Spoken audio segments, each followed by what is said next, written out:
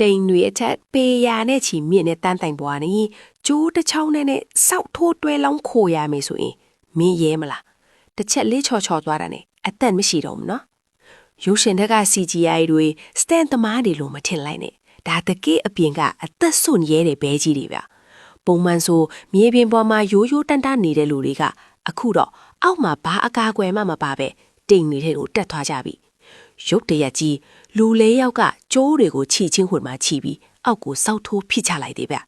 ဒါပေမဲ့ခဏလေးအပေါ်ဆုံးကတယောက်ကိုကြည့်လိုက်ဦးအဲ့ဒီဘဲကဘာကျိုးမှမပါပဲတန်းတိုင်ထင်းမှမတက်ရက်ပြီးပလွေမှုတ်နေတာဟာ